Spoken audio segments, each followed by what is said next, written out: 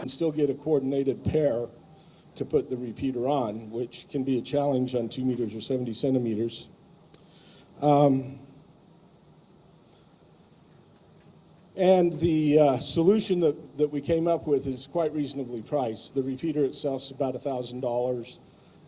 They have duplexers from a little over $1,000 on up from Bridgecom. Their 2 meter and 70 centimeter repeaters use the same solution. And they do that using a device Northwest Digital has called the UDRC. So that's basically what I just said. They're over in booth 1103, 1104. They have a 220 D-Star repeater running in the booth at very low power. So you can go by and get a demo of it, or if you have a Kenwood, you can even get on it and check it out. So that's pretty cool. My booth's right next door, so we can answer questions that might need to be answered. The nice thing is the people at Bridgecom are excellent at customer support. They're US based, and it's been a real pleasure working with them, putting this solution together. And they now actually OEM the UDRC cables, everything, so you can buy everything under one PO if you want. Or you can buy it separately. But okay, so once I got that going, the UDRC sits as a hat on top of a Raspberry Pi 2 or 3, and sometimes you like that at the repeater site, and it's not always convenient to go get a graphical display. So I did some work, and I've created an entire configuration and startup stop type environment using the web. So it's an interactive web configuration, start, stop, so on. Let me see here.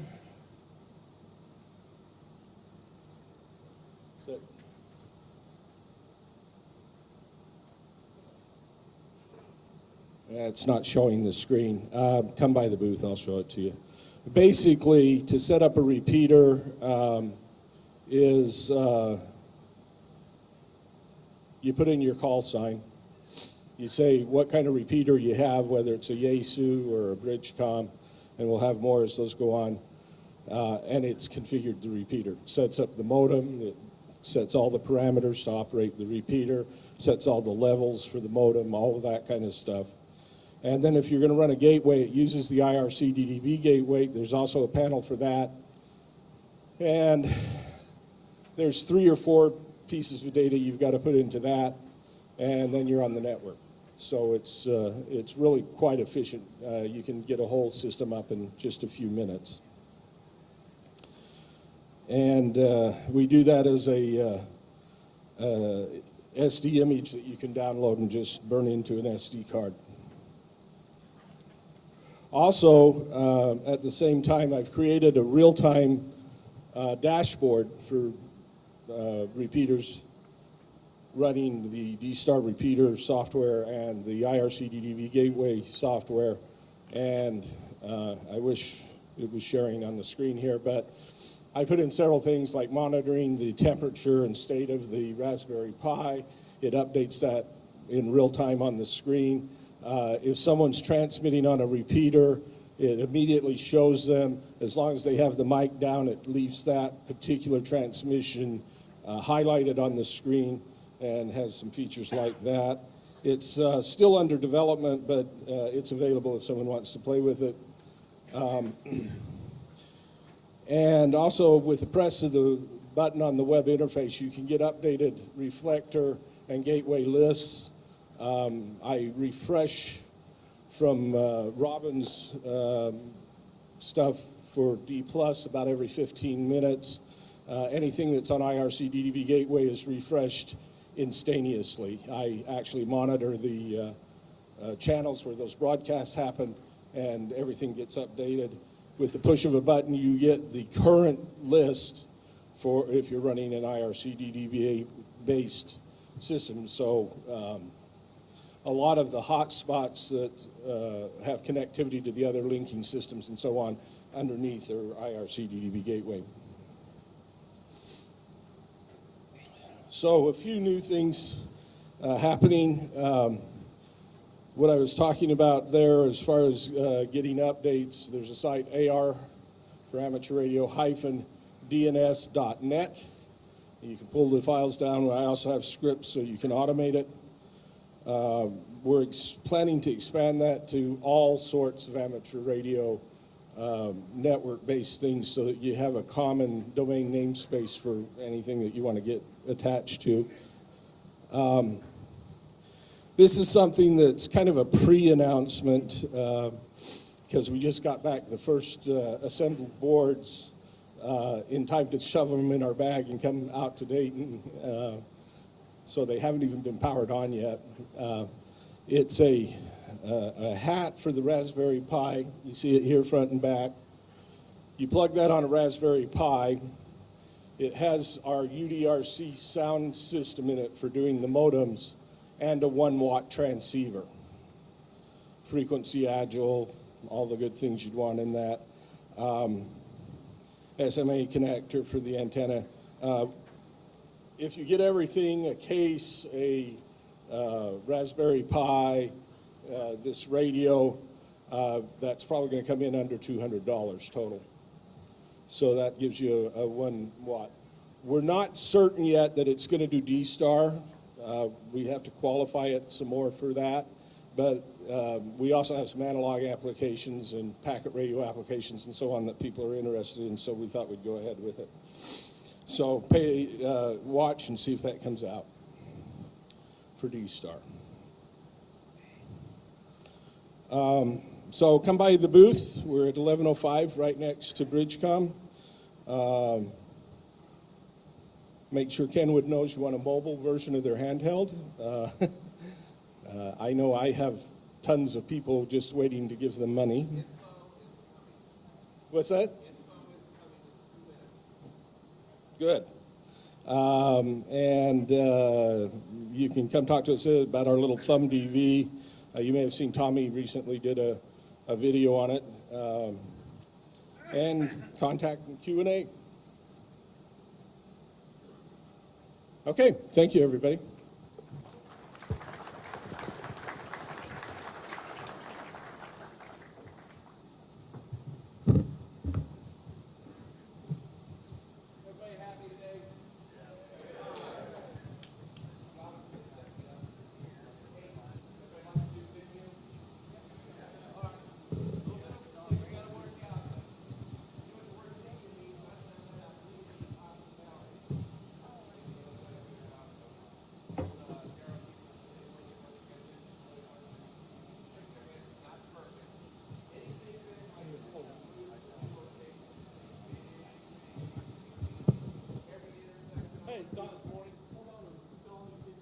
All right.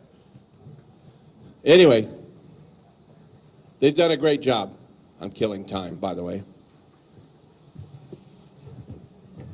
I'm Don, by the way, W6 GPS, and you have a question already. Why is that speaker not on? I have no idea. I'm a ham radio guy. I'm not an AV person. I'm sorry. Hard to hear over there. What'd you say? Huh? Yeah, that's what I said. Over there. Yeah. All right. Okay, folks, here we go. A year ago, we came out with 74. We showed it to you. Everybody's salivating. It's a great sounding radio. You heard what John says. And I want to be honest with you. I want to be honest. You know, he's the expert. He's like a mentor, an Elmer. You know, I'm a guppy, Proby, because I've always been in D-Star ever since the 74 came out at Huntsville.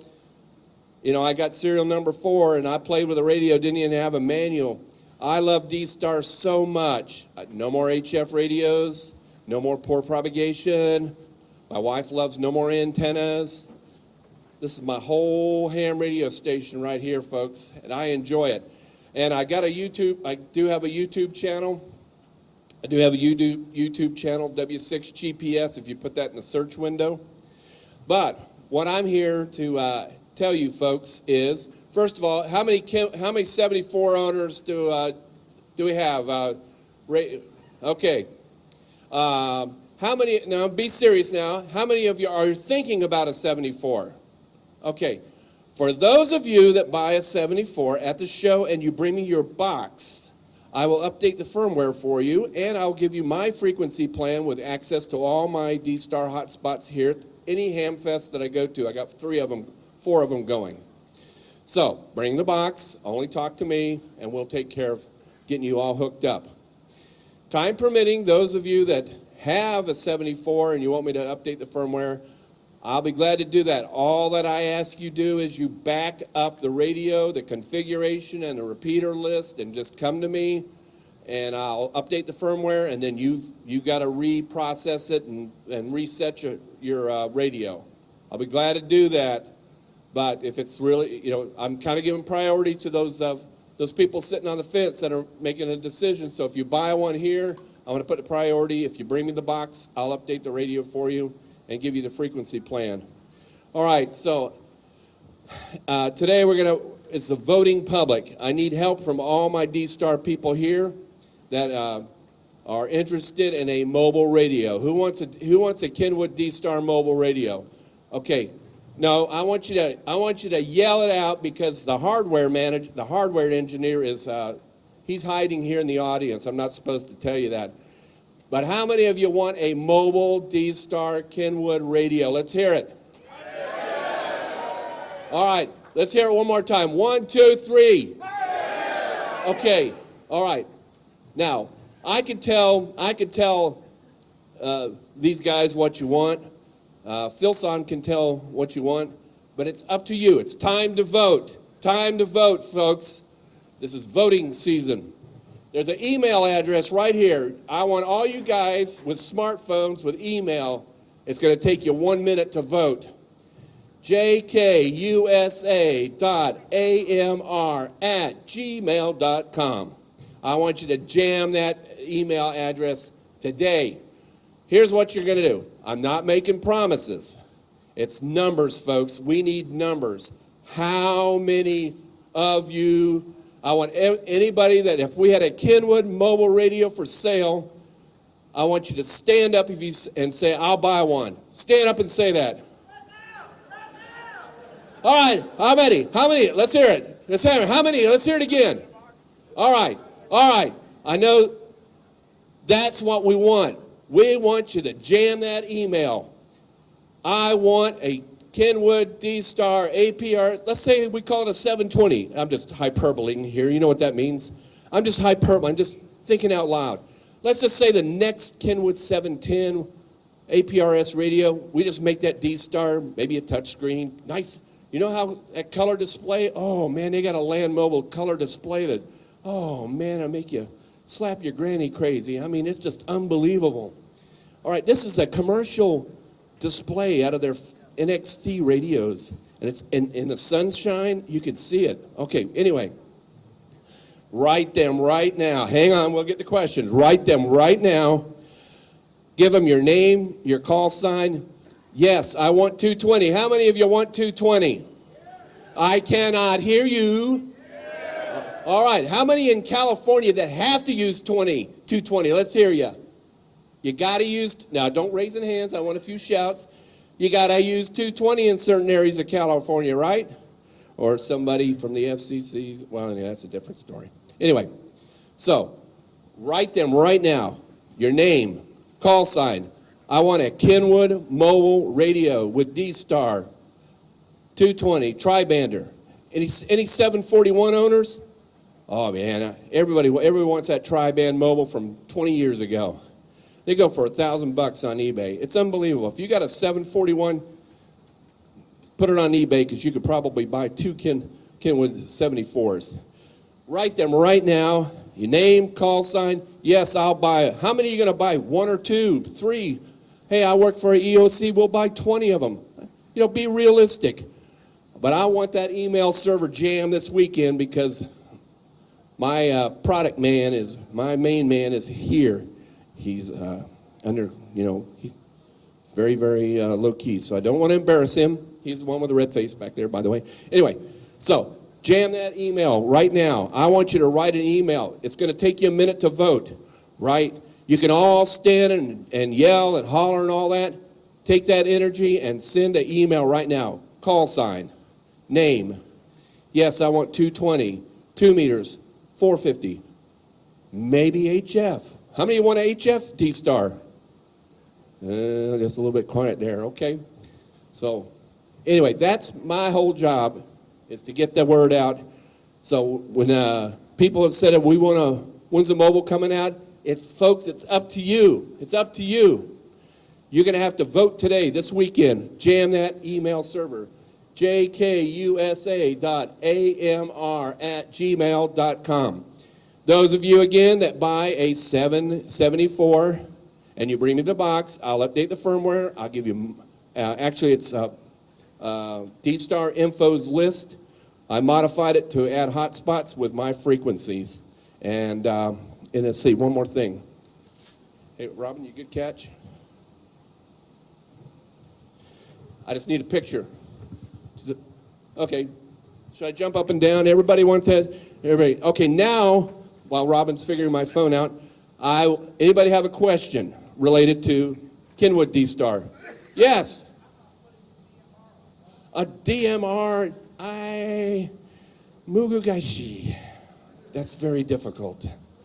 Put that in that email. Hey, if you want DMR, put it in the email. So if you want, thank you. Next question. What?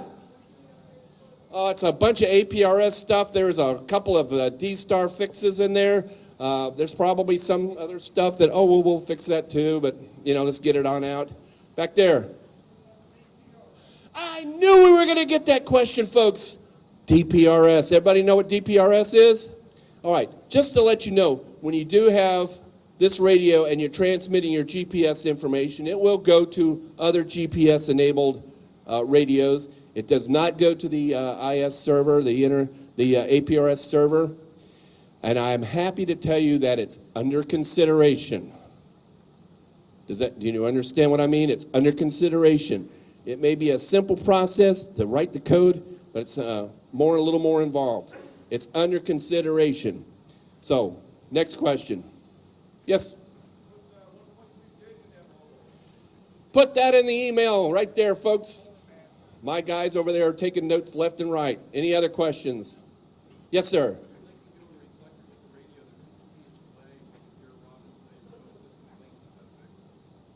I don't know. Is it fixed? Remote delay? No. Oh, yes. That was in a firmware update about 3 months ago. There was a slight delay. I had the other radio, the ICOM radio, and this going, and I did notice that. It was actually on Hamvention. I noticed that too, and I made a comment, and they investigated it. And you people with the open spots, if you go to menu 616 and disable the automatic frequency control, kind of like an AGC, to keep it on frequency, if you disable that with an open spot, you'll get a little more notification on the screen. Next question. Yes?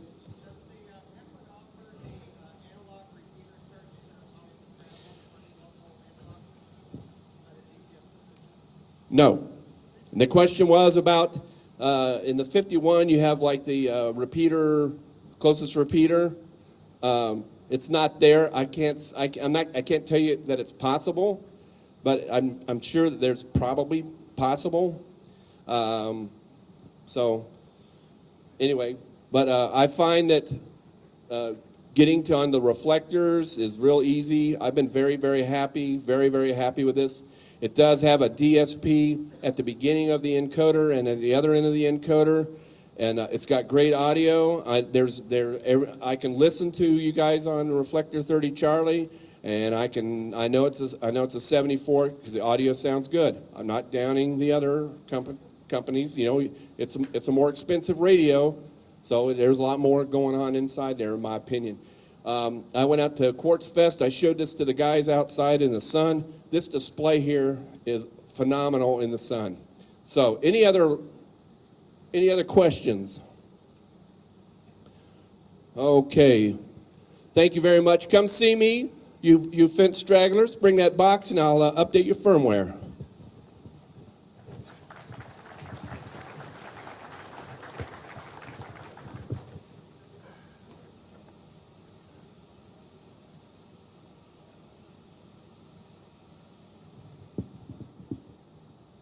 Next up is, what was your name again? Ed from D-Star Info.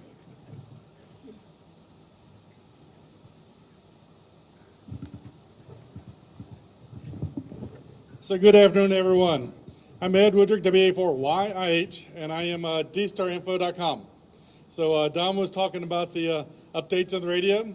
That generally comes from my site. I've got updates for the radios, for the database, for the nearest repeater function, so that you can download for all the radios that are in there. So every road that supports DARA mode, every radio that supports it, you can come to the site, get an update, import in software, or the number of radios, you can put an SD card and just import it into the radio, so you have all the nearest repeaters. And like Don said, the Kenwood doesn't have the nearest FM repeater, but does have the nearest D-Star repeaters. And the ID 51, 51A, all those, and the 5100s, they also have the nearest FM repeater besides digital repeater. 15 years of D-Star at Dayton. Wow. It's been a ride. D-Star in Japan started about 2001. It was introduced to ICOM corporate headquarters. This was all kind of going on behind the scenes. Nobody really knew what was going on. So that's the first time that people had started hearing it. If you didn't know, D-Star is the JARL defined protocol. They own the protocol. It's open now, but JARL is kind of like a cross between our ARRL and the FCC. So they're a legal entity, but they're kind of the ARRL organization in Japan. So it starts. They showed it 2002 at the Tokyo Ham Fair. Then 2002, ICOM showed off the ID1 here at Dayton. I remember that. I went and gave HRO $3,000 for 2 of these things because it was the most awesome radio, the ID1. It's a great radio, 1.2 gigahertz, 100 kilobits per second data. Generally unheard of a ham radio, especially 15 years ago. It's an awesome little radio. For me as a digital guy, that radio has a thing in the back that looks like a RJ plug. It is, it's an RJ45. It's not just a plug, it is a freaking Ethernet connector. For a radio to have an Ethernet connector, that's the most awesome thing in the world. So I got my 2002 in June. D-Star shown at the tapered DCC. 2003. Yeah, I gave HRO that money and they sat on it for a really long time before that radio ever came out. 2004, March, the 2200 comes out. Really the first VHF, UHF radio. Had 6 D-Star channels, I think, in that radio. It was an awesome radio. You look at it now, they're available in used market, but I hate for a new person to ever get that radio because it is so hard to use. It was great in its day, but no more. 2005, March, the 800 comes out. It's a little bit better than the 2200 was, but it's still not quite into modern standards at all. 2005, a D-Star 101 class in August. So we started in 2002, so we're going a few years here, and things are slowly starting to move. This is what I call the first generation of D-Star. Things were kind of growing up. It's kind of the baby years. 2006. Awesome. We're up to 48 registered users. Man, this thing might actually catch on. D-Star Monitor comes out in 2006. DStarUsers.org comes out in 2006. 12 years ago. No, more than, yeah, something like that. I don't know if I can't count right now. 11 years ago. 2006. DPRS comes out. Certainly would be nice if the Kenwood did DPRS, wouldn't it? Well, that's another story. May, the RP 2000, RP 4000s. They start to kind of do D-Star repeating, but there are problems with these things. May 2006, the IC 91AD comes out. That's kind of one of the first really good radios. I've still got one of those things. It's a great radio. Things are about to start happening. In 2006, July, repeater modules come out. 2007, ID 2820 comes out. Who's got a 2820? That thing is 10 years old now. Our kids half its age.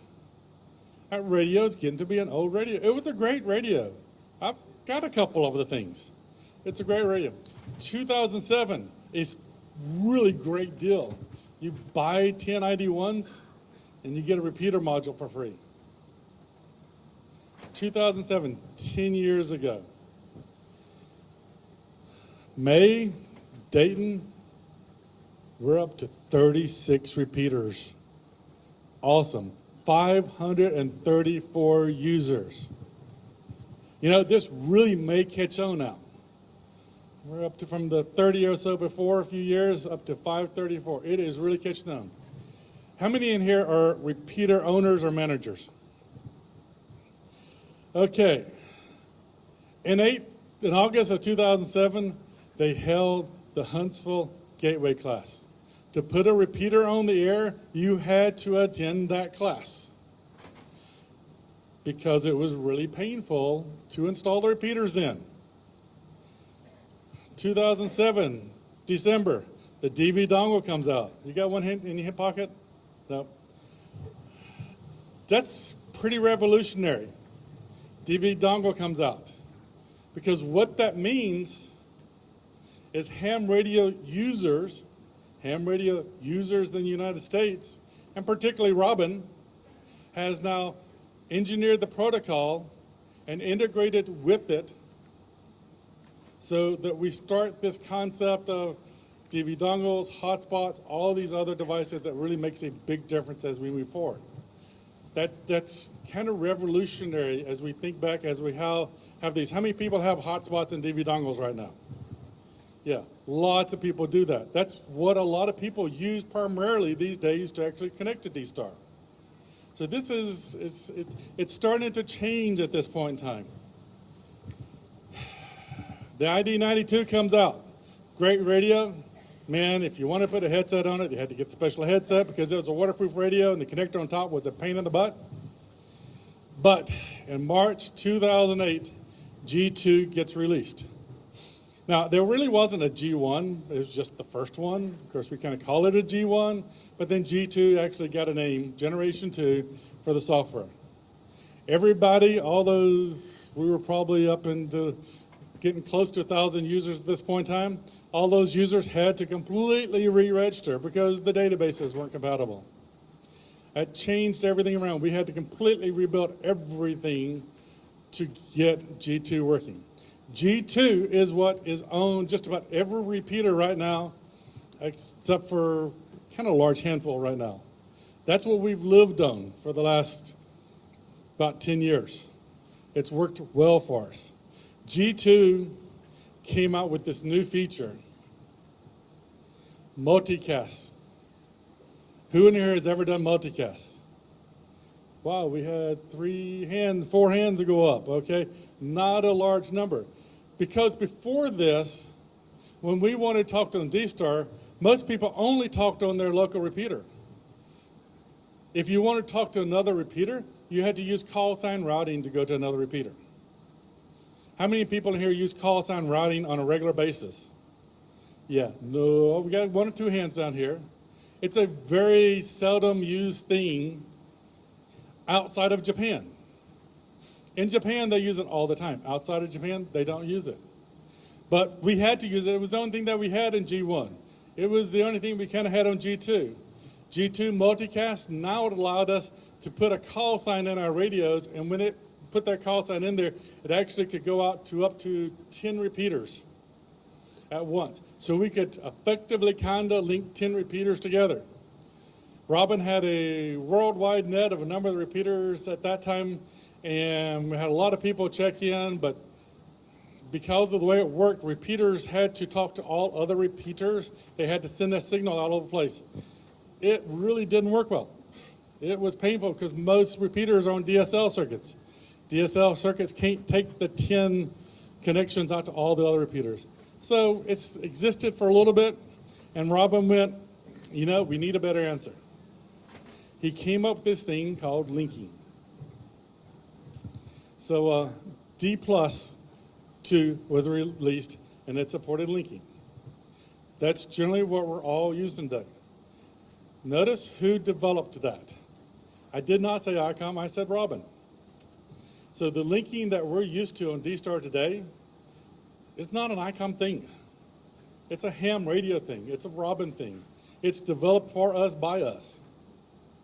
So when we think about the linking that we just assume, most people assume is ICOM, it's not ICOM. It's Robin. It's implemented by D+.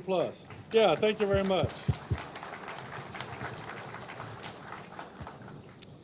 So Dan created Chirp in 2008. Dan also created DRATs. How many folks in here have used DRATs?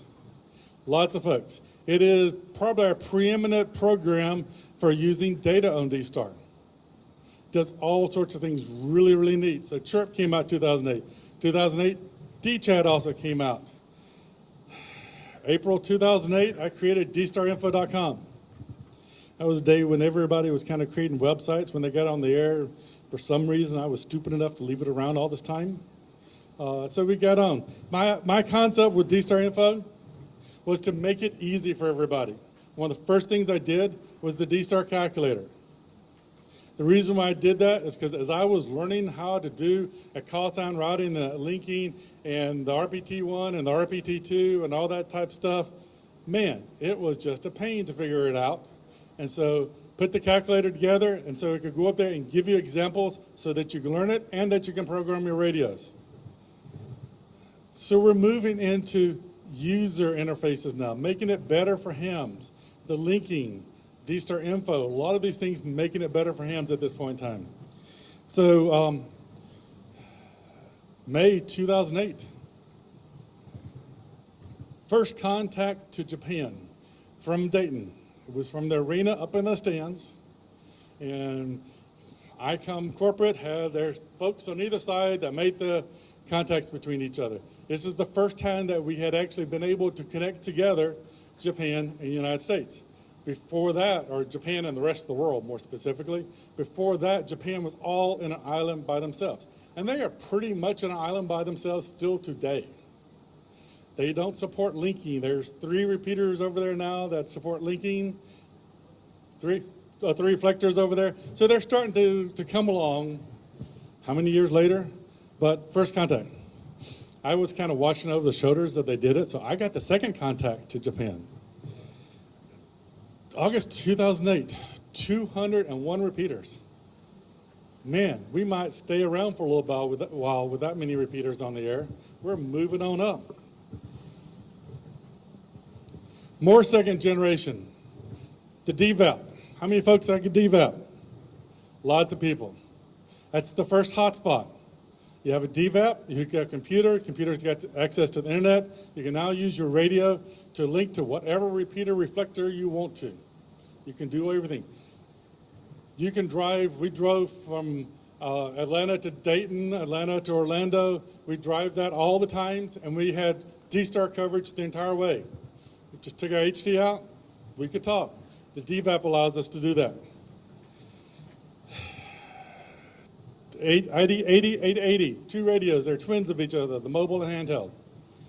Came out in a little bit. 9100, 2011. Then we get to the third generation of radios. Third generation is really what I call DARA mode kicking in. These radios started to support DARA mode. Who uses DARA mode in here? Not as many hands go up as should. So DR mode is the best thing since the chicken sandwich. It is an awesome feature of the radios. So when the ID31 came out, as with all the radios, including the Kenwood now, I can go buy one today, open it up, take the radio out of the box, let the GPS get a signal, click a button that says, tell me the nearest repeater. Click. I want to talk to the gateway. Click. It's about 7 or 8 total clicks that it takes to get on the air from a brand new box from the manufacturer. Did not have to go in and program a single thing into that. Let me take it back. I got to go put my call sign into it. Hopefully, how many people in here don't know their call sign? Good, okay. Yeah, have to look in the hat sometimes. I do the same thing. It's right, yeah, it's right there, okay?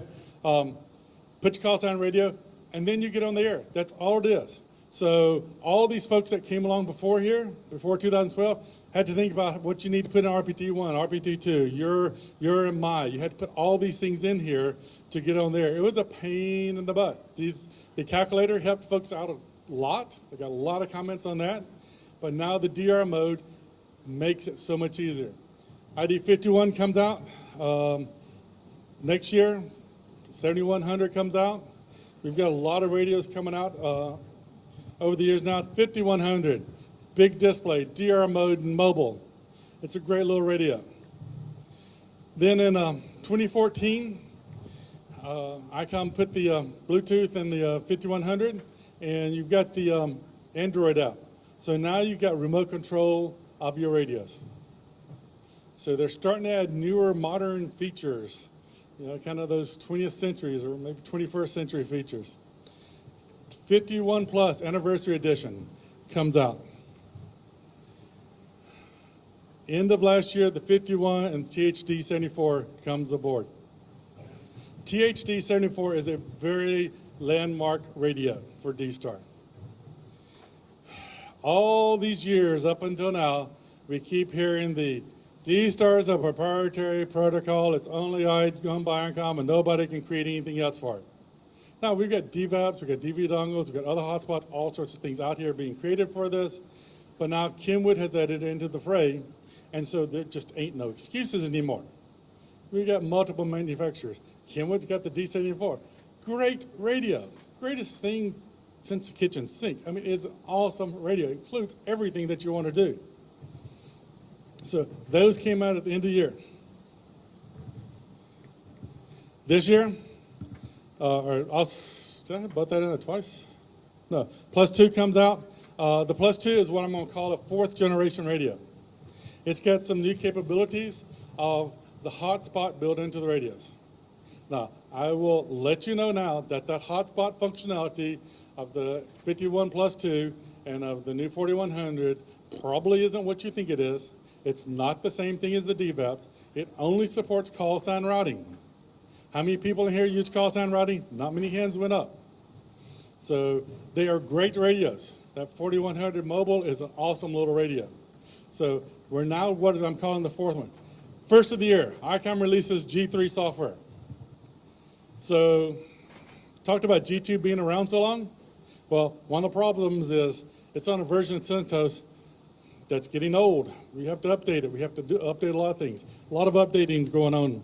So we're coming forward. 4100 is coming out. So that's D-Star. 15, 17 years worth of D-Star. We've come a long way. There's over 300 people in this room right now that talk D-Star. So D-Star is pretty well here to stay. DMR is great. Fusion is great. The other ones are here. D-Star has got the holding spots. It's been here. It's been around. It's still growing. I don't talk that much on radios, but I listen quite a bit, and it is really amazing. Every week, when I'm listening to the radios, just about every day, I hear somebody, I'm brand new to D-Star, and you know what? I'm having fun. Isn't that what ham radio is about? Having fun. Thank you, and we're going to let Robin speak next. Hopefully he might have some nuggets or wisdoms or something like that. So Remote System Linked is approaching the stage. Thank you very much.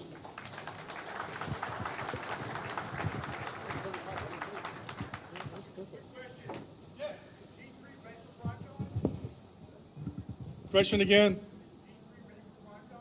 G3 is ready for prime time. I think all the support softwares. John, you know of anything that's missing for G3 support now?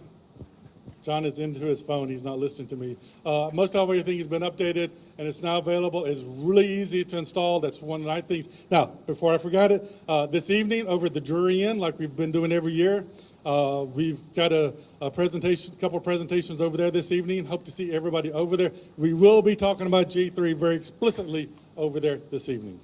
Question?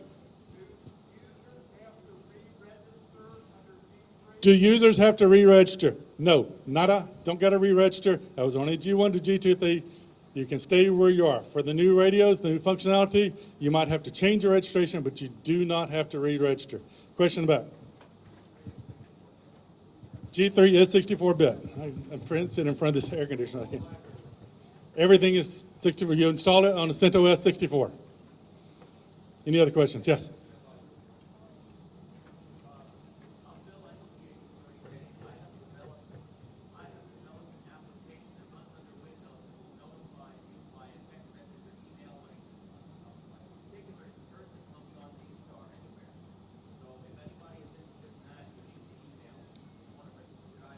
So Bill's going to send me an email, info@dstarinfo.com, and I'll put up on the website that you've got it. He's got a piece of program now, a piece of software that will run on Windows that will let you know when anybody pops up on the network anywhere.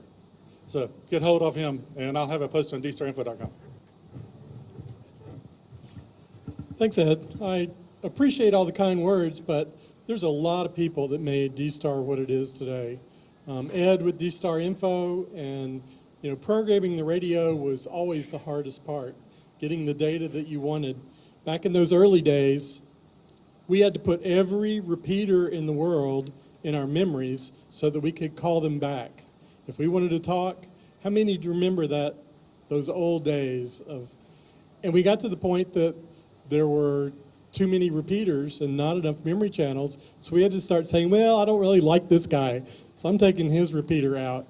And it was painful, and having the resources at D-Star Info to say, this is the area that I'm in, this is the kind of thing that I want, I've got a hotspot or I've got a DVAP or whatever, and click go and it gives you a file and you download it.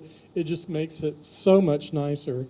And RT Systems, who uses his database, has done an amazing job at giving us the software and cables to be able to make programming D-Star very easy. John has been instrumental in making D-Star better. Be sure you go by his booth, Northwest Digital, and look at his stuff, his new stuff.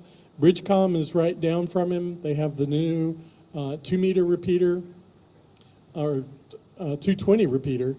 And we're kind of excited about that because a lot of us have 220 repeaters. We built these old Majori boxes and put 220 on the air. Now all we have to do is pull that out, put the rack mount unit in, put his board in, and now we can do either FM or D-Star on 220. So that's pretty exciting. Goose, are you still here? Goose? Yep, he's in the back. Goose is Mr. DV Mega and other interesting products. He's over in the Gigaparts area, so go by and support him with his products as well. Anybody else have products at a booth here that needs a shout out? Okay, we're going to start with Q&A instead of ending with Q&A. How many people here don't know what D-Star is and just came by to see? So 3, 4, 5, 6. D-Star is a digital protocol for ham radio. As was just mentioned, it's been out for a long time now. There's radios from ICOM and Kenwood that support the protocol. It's built for ham radio. It has your call sign in every packet. So I think that's one of the reasons it's really taken off. It's not like a commercial protocol that we're now using in ham radio. It was built for ham radio. How many people here have more than one D-Star radio? Wow. How many people here have more than 5 D-Star radios? That's a lot. How many people here love D-Star? So maybe then you will pass the test. So every year I show this slide, and the people that are new to D-Star, you can't leave the room until you pass this test to be able to tell what all of these bits are. You can't read this at all. But the key thing here are the colors. D-Star actually colors the bits in RF. So if you're able to see the bits flowing in D-Star, the header would be in red, and that's where the call sign fields are. My call, your call, repeater 1, repeater 2, all the adjunct data, the frame check, all that stuff is in the red part. The green part is the voice. Every 20 milliseconds, the radios have sampled your voice and convert it into a packet of 9 bytes of data. And so they're sending a packet every 20 milliseconds that includes those 9 bytes of voice, and then the blue bytes are the 3 bytes of data. So that's the 12 bytes of information, and this is a decode of it, and this is a little bit easier to read. And there's the voice data that is encoded with the AMBA vocoder, which makes it smaller and larger. It compresses the voice so it can come over at the bit rate that D-Star runs. And the data that came along. So it says, oh, I'm going to have 4 bytes of data coming with this, and here's the first 2, so 4AB. And there's the format. And I give this for all of the new people who want to get into the protocol. It's open, as Ed mentioned. You can get in and start coding and start playing with bits. It's all there. There's lots of source code out there already that does D-Star, so you can learn at the protocol level and at the bit level everything that D-Star does. As Ed mentioned, this is the DV dongle. That came out 10 years ago. It's hard to believe that this thing is 10 years old. Surprisingly, it's still selling because some people have figured out that it uses the AMBA 2000, which was the older chip that did D-Star, and it gives you the bit error rate. So there's a lot of people doing testing of bit error rates in D-Star and tuning repeaters and checking bit error rates.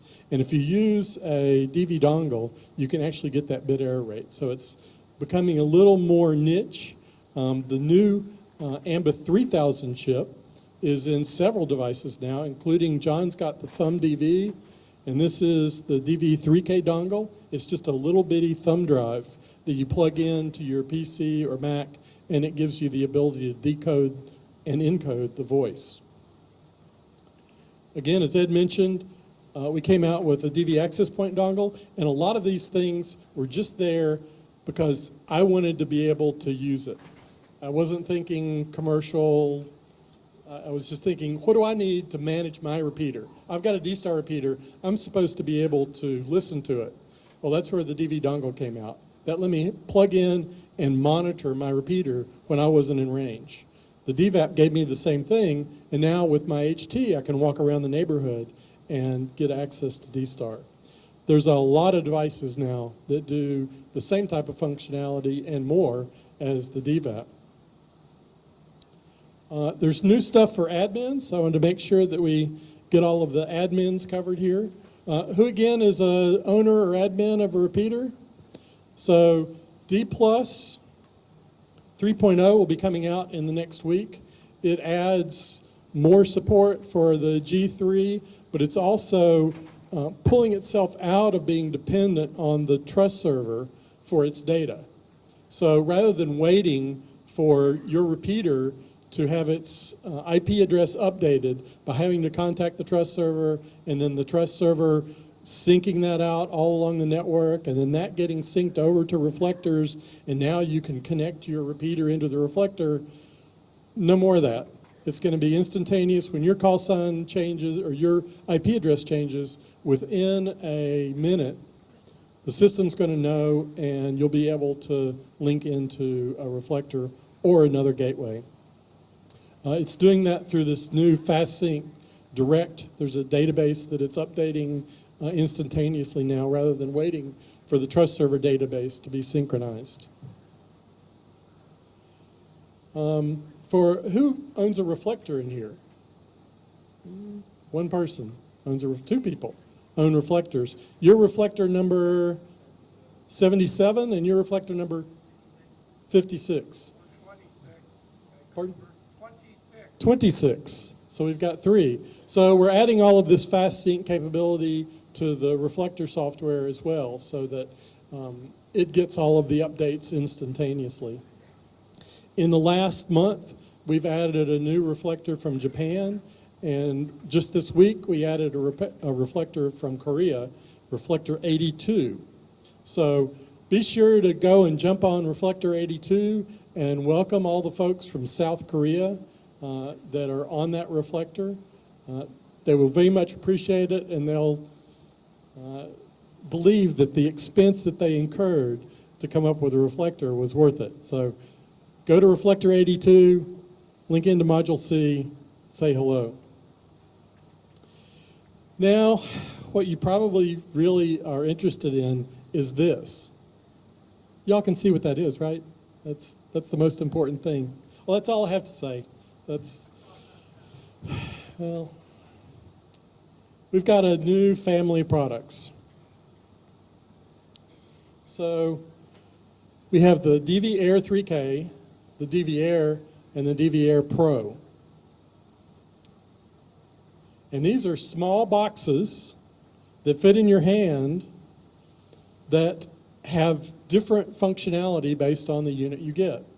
The 3K has the AMBA 3K built in. It also has Bluetooth and Wi-Fi. It has an Ethernet connector, so you can take this, plug it into power and your Ethernet at home, and from all of your devices on your network at home, you can now access D-Star. It has an internal battery, so now you can turn it on, stick it in your pocket, and with some software that we're working on right now, from your iPhone or Android phone, you'll be able to talk D-Star, walk it around anywhere you are, just with one of these things in your pocket. We really did this because we've been playing with the Raspberry Pi. It's a great platform for experimentation, but you have to go and make an image and put the card in, and then if you pull the power at the wrong time, it glitches, and you might have to redo the card again, and it takes a while to boot, and you don't know whether it's up or down. This is instant on. There's no operating system to load. It just works, and that's kind of the tenet for the products that we make. We want it to be easy for the user. We want it to just work, and that's mainly selfish because I don't want to have to support it. So the easier I can make it, the better. And so instant on, no SD card images, no glitches. So you pull power on this thing, it just comes right back up because it's not in volatile memory. So that's the DV Air 3K. And as you see, it's just a little bitty thing that fits in your pocket. Then the DV Air, and these colors, we're still playing with colors. Haven't quite decided which. Maybe you have some feedback on what colors you like. You know, we've got black and blue and red cases, and then you've got the plastic end caps that have different colors. So we're playing with different options to see which way we'll go. This board is, we think, the final board. We're still testing it out, but from a hardware complete standpoint, this is ready to go. We're playing with colors right now. So this one, the only difference is we pulled the AMBA 3000 chip off because that's a $25 or $30 chip. So that really adds to the price of the device. And we added a USB host port. So now you can plug in your existing dongle or DVAP and give it the same functionality as the DV Air 3K.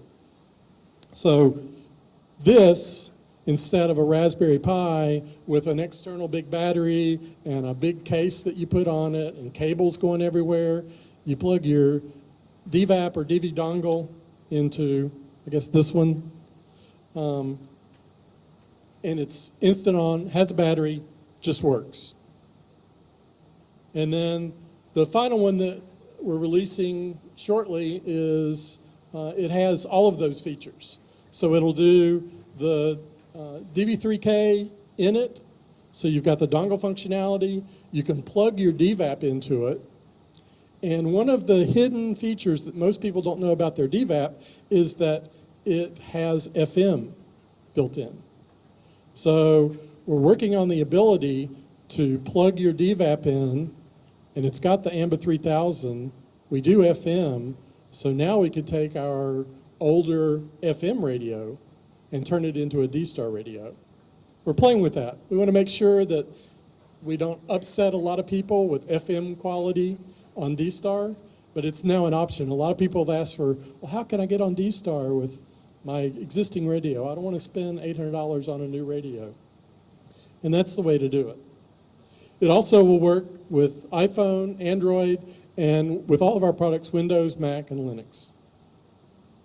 And then the next thing that we're working on is the DVAP built into one of these. And we weren't real happy with the 7021 that we're using as a multi-mode. Everyone wants DMR and APCO 25 and NextIn, other protocols. We weren't real happy with the 7021 for doing those things. It's got some noise issue and some glitches. So we've got a new chipset that we're working on. So we hope to come out with a device like this with an antenna that does all these same things. And we think that'll be the Nirvana device. Now, one thing I wanted to mention here at the end was when you go to buy a device, look for these emblems on it. We spend many thousands of dollars going through FCC and CE certification, and that's one of the reasons that our devices cost more. Because when you have to put $5,000 into testing, then you have to recoup that. So when you buy a device that's $100 and it doesn't have any of this, and a lot of those cheaper devices don't have filters built in, so they're splattering all over the place, and the 7021 already has some spurs, so if you're not filtering it, you're having some issues. So I would just say, and this is purely from a competitive standpoint, think about the device you're getting. Make sure that it's compliant with the standards of your country or area, and when you support those products that we make, some of that money goes back in to pay for the reflectors. Reflector 1 now is being supported by sales of these devices. And new infrastructure is being supported by the sales. So we're putting money back in from all of these sales. So that's all I've got. I think we're out of time here. Any questions? Go ahead, right here.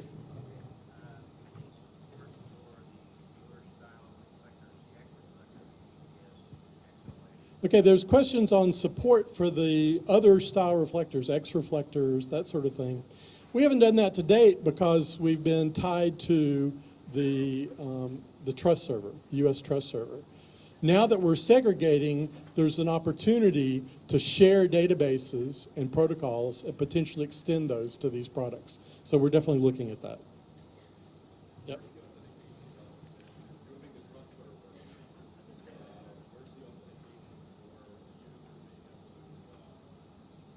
So the removal of, the question is, if you're getting away from the trust server, what about the authentication of the users? We're still getting user data from the trust server just to prove that they're registered. We don't care about what letter they registered with, just that they're registered. But the gateways themselves, we don't care about that. And that's the thing that's changing frequently.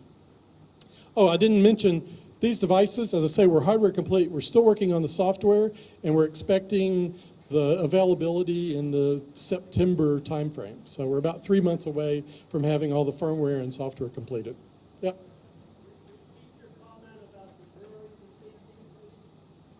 I'm sorry, I didn't hear it. I'll be at the Drury tonight, and you can look at these, and I don't know if that was the question. 6:30 at the Drury.